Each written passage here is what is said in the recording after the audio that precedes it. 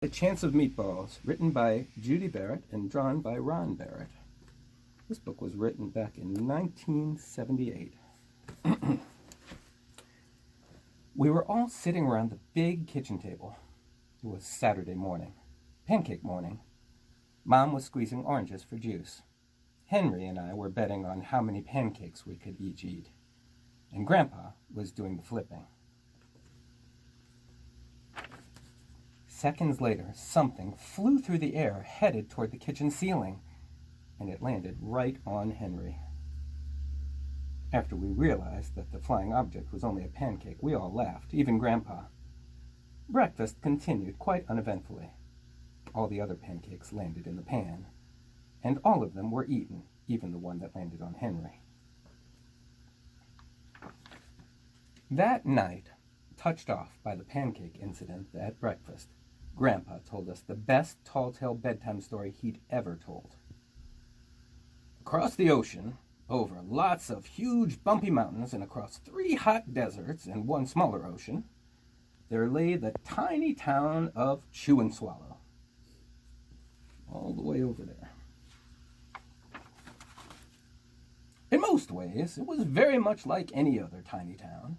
It had a main street lined with stores, houses with trees and gardens around them, a schoolhouse, about 300 people, and some assorted cats and dogs. But there were no food stores in the town of Chew and Swallow. They didn't need any. The sky supplied all the food they could possibly want.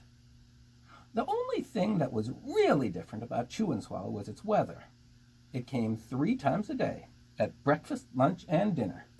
Everything that everyone ate came from the sky.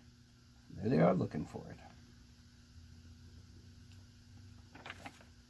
Whatever the weather served, that was what they ate. But it never rained rain, and it never snowed snow, and it never blew just wind. It rained things like soup and juice. It snowed mashed potatoes and green peas, and sometimes the wind blew in storms of hamburgers.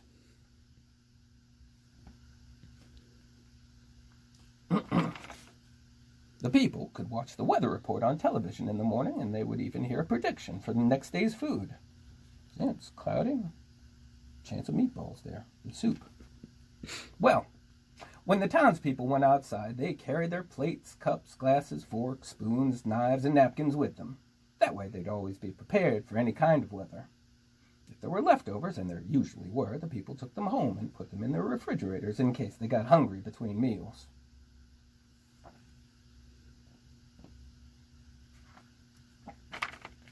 The menu varied. By the time they woke up in the morning, breakfast was coming down.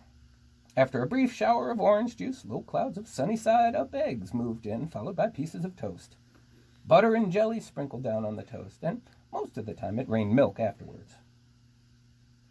For lunch one day, frankfurters, already in their rolls, blew in from the northwest at about 5 miles an hour. There were mustard clouds nearby. And then the wind shifted to the east and brought in baked beans. A drizzle of soda finished off the meal. This poor woman lost her teeth and her hot dog.